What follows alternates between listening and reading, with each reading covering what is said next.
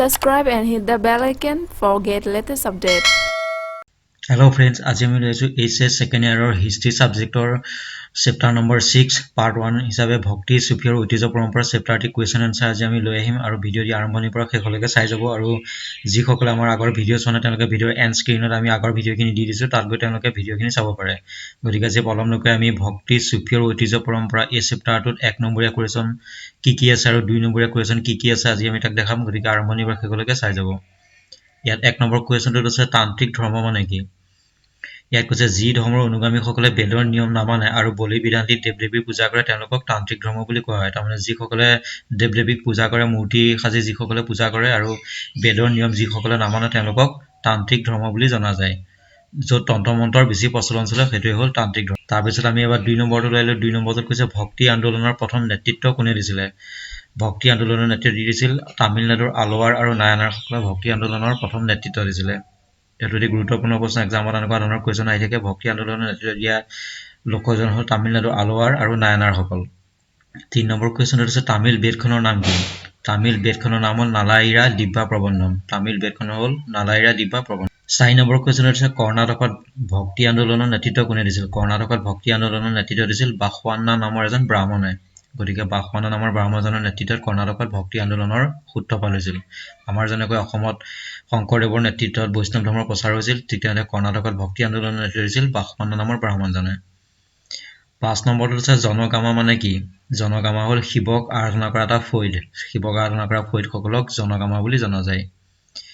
6 নম্বৰত আছে লিংগায়ত কি লিংগায়ত হ'ল শিৱ ভক্তসকলক লিংগায়ত বুলি কোৱা হয় যিসকলে শিৱক আৰাধনা কৰে বা শিৱক পূজা কৰে তেওঁলোকক লিংগায়ত বুলি কোৱা হয় কাৰণ শিৱক যেটো লিংগ আকাৰে পূজা কৰা হয় 5 নম্বৰটোত আছে উত্তৰ ভাৰতত প্ৰথমে ভক্তি আন্দোলনৰ নেতৃত্ব কোনে দিছিল উত্তৰ ভাৰতত ভক্তি আন্দোলনৰ নেতৃত্ব লোকসকল হ'ল নাথ যোগী আৰু সিদ্ধসকল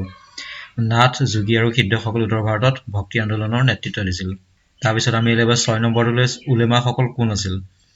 যিসকল ইছলাম ধৰ্মগুৰুৱে ধৰ্ম আইন আৰু শৈক্ষিক ক্ৰিয়াসমূহ চোৱা-চিতা কৰে তেওঁলোকক উলেমা বুলি কোৱা হয় এটা কথাত ক'ব গ'লে এই ইছলামসকলৰ যিসকল ধৰ্মগুৰু আছে সেই ধৰ্মগুৰুজনে তেওঁলোকৰ ধৰ্মীয় আইন আৰু শৈক্ষিক গোটেই কামবিলাক চোৱা-চিতা কৰে আৰু তেওঁক উলেমা বুলি জনা যায় 7 নম্বৰটো হ'ল শৰিয়া কি ই ক'ৰ পৰা উদ্ভৱ হৈছিল শৰিয়া হ'ল ইছলাম ধৰ্মাৱলম্বী লোকসকলৰ এখন ধৰ্মীয় আইন ই কোৰাণ হাদিছ কিয়া আৰু ইজমাৰ পৰা উদ্ভৱ হৈছিল গতিকে ইছলামৰ পবিত্ৰ ধৰ্মগ্ৰন্থ সেই পবিত্ৰ ধৰ্মগ্ৰন্থৰ শৰিয়াত গোটেই তেওঁলোকৰ ধৰ্মীয় নীতি নিয়মৰ কথা গোটেইখিনি উল্লেখ আছে 8 নম্বৰত আছে দাক্ষিণাত্যত ভক্তি আন্দোলনৰ প্ৰথমগৰাকী মহিলা ভক্ত কোন আছিল দাক্ষিণাত্যত ভক্তি আন্দোলনৰ প্ৰথম মহিলা ভক্ত আছিলে আন্দল নামৰ আলোৱাৰ এগৰাকী মহিলা তেওঁ দাক্ষিণাত্যত ভক্তি আন্দোলনৰ নেতৃত্ব দিয়া প্ৰথমগৰাকী মহিলা আছিলে 9 নম্বৰত হ'ল ইছলাম ধৰ্মৰ ভাগ দুটা কি ইছলাম ধৰ্মৰ ভাগ দুটা হ'ল শিয়া আৰু সুন্নি ইছলাম ধৰ্মৰ দুটা প্ৰধান ভাগ 10 নম্বৰত আছে তাজিক আৰু পাৰ্চিকা কি তাজিক হ'ল তাজিকিস্তানৰ মানুহবিলাকক তাজিক বুলি কোৱা হয় আৰু পাৰ্চিকা হ'ল পাৰস্যৰ যিবিলাক লোক আছে পাৰস্যৰ লোকসকলক পাৰ্চিকা বুলি জনা যায় 11 নম্বৰত আছে সামা কি ইয়াৰ এনসাৰটো হ'ব সামা হ'ল সুফিসকলৰ আধ্যাত্মিক সংগীতৰ মাধ্যমেৰে ঈশ্বৰক উপাসনা কৰা পদ্ধতিক সামা বুলি জনা যায় সুফিসকলে তেওঁলোকৰ আধ্যাত্মিক সংগীতৰ মাধ্যমেৰে ঈশ্বৰক বা আল্লাহক তেওঁলোকে পূজা অৰ্চনা কৰিছিলে আৰু সেইটোক সামা বুলি জনা যায় 12 নম্বৰত আছে কাৱাল কি কাৱাল হ'ল ভগৱানৰ স্তুতি গীত ইয়াক কাৱালী আৰম্ভণি আৰু শেষত গোৱা হয় তাকে কাৱাল বুলি জনা যায় 13 নম্বৰত আছে আমিৰ খসৰু কোন আছিলে আমিৰ খসৰু বিখ্যাত কবি আৰু দাৰ্শনিক আছিল তেওঁ খাজা মঈনুদ্দিনৰ শিষ্য আছিলে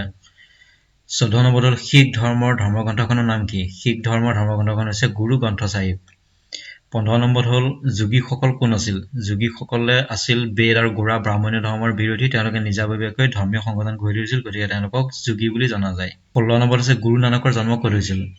গুৰু নানকৰ জন্ম হৈছিল পাঞ্জাবৰ নানকানা সাহিব নামৰ এখন সৰু গাঁৱত গুৰু নানকৰ জন্ম হৈছিল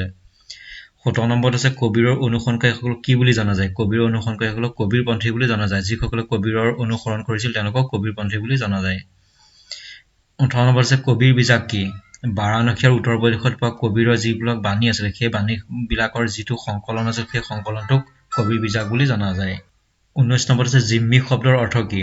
জিম্মি শব্দৰ অৰ্থ হ'ল যিসকল অনাম মুছলমান প্ৰজায়ে জিজিয়া কৰ আদায় দিছিল তেওঁলোকক জিম্মি বুলি কোৱা হয় যিবিলাক মুছলমান নহয় অনাম মুছলমান আৰু তেওঁলোকে জিজিয়া কৰ যিবিলাক আদায় দিছিল তেওঁলোকক জিম্মি বুলি কোৱা হয় 20 নম্বৰত আছে ম্লেছসকল কোন আছিল ভাৰতলৈ প্ৰব্ৰজন কৰা বিদেশী লোকসকলক ভাৰতীয়সকলে ম্লেছ বুলি কৈছিলে তাৰপিছত আমি আহিলো 21 নম্বৰটোলৈ চিলচিলা শব্দৰ অৰ্থ কি চিলচিলা শব্দৰ অৰ্থ হ'ল শিকলি যিয়ে গুৰু আৰু শিষ্যৰ মাজৰ ঘনিষ্ঠ সম্পৰ্কৰ ইংগিত বহন কৰে গতিকে এটোকে চিলচিলা বুলি জনা যায় 22 নম্বৰত আছে পঞ্চদশ আৰু 16শ শতিকাত ভক্তি আন্দোলনৰ বিখ্যাত মহিলা কবি কোন আছিল পঞ্চদশ আৰু 16শ শতিকাৰ ভক্তি আন্দোলনৰ বিখ্যাত মহিলা হ'ল মীৰাবাই আছিল পঞ্চদশ আৰু 16শ শতিকাৰ ভক্তি আন্দোলনৰ বিখ্যাত মহিলা 23 নম্বৰত আছে অসমত বৈষ্ণৱ ধৰ্মৰ প্ৰৱৰ্তক কোন আছিল অসমত বৈষ্ণৱ ধৰ্মৰ প্ৰৱৰ্তন কৰিছিল শ্ৰীমন্ত শংকৰদেৱ 24 নম্বৰত আছে মাতৃপক্ষীয় আৱাস কি মাতৃপক্ষীয় আৱাস হ'ল মহিলাসকলে বিবাহৰ পিছত যেতিয়া সন্তানৰ স্বামীৰ সৈতে যেতিয়া মাকৰ ঘৰত থাকে তেতিয়া সেই পৰম্পৰাটোক মাতৃপক্ষীয় আৱাস বুলি কয় আমাৰ কেৰালা এনেকুৱা ঠাইবিলাকত বিয়াৰ পিছত মহিলাগৰাকীয়ে মাকৰ ঘৰত গিৰিয়েকৰ সৈতে তাত বসবাস কৰে গতিকে তেনেকুৱা পৰিয়ালক মাতৃপক্ষীয় আৱাস বুলি কোৱা হয় গতিকে এইখিনি আছিল 1 নম্বৰীয়া কোৱেশ্চন আৰু এবাৰ আমি লৈ আছো 2 নম্বৰীয়া কোৱেশ্চন 2 নম্বৰীয়া কোৱেশ্চন কি আছিল ইয়াত ফলং কোৱেশ্চনটো আছে ভক্তি আন্দোলনৰ দুটা বিস্তৃত ধাৰাৰ বিষয়ে লিখা আৰু তেওঁলোকৰ উপাসনা পদ্ধতিৰ বিষয়ে লিখা গতিকে ভক্তি আন্দোলনৰ দুটা বিস্তৃত ধাৰা হ'ল সগুণ আৰু নিৰ্গুণ গতিকে সগুণত কি হয় ইয়াত কৈছে যিসকলে শিৱ বিষ্ণু আদি দেৱতাসকলক মূৰ্তি সাজি পূজা অৰ্চনা কৰে তেওঁলোকক সগুণ বুলি কোৱা হয় আৰু নিৰ্গুণত যিসকলে ভগৱানক নিৰাকাৰভাৱে পূজা অৰ্চনা কৰে নিৰ্গুণত তেওঁলোকে কেতিয়াও মূৰ্তি পূজা নকৰে আৰু তেওঁলোকে ভগৱান নিৰাকাৰ বুলি তেওঁলোকে পূজা অৰ্চনা কৰে কিন্তু সগুণত শিৱ আৰু বিষ্ণুক তেওঁলোকে মূৰ্তি সাজি পূজা অৰ্চনা কৰে গতিকে দুটা হ'ল ভক্তি আন্দোলনৰ দুটা বিস্তৃত ধাৰা সগুণ আৰু নিৰ্গুণ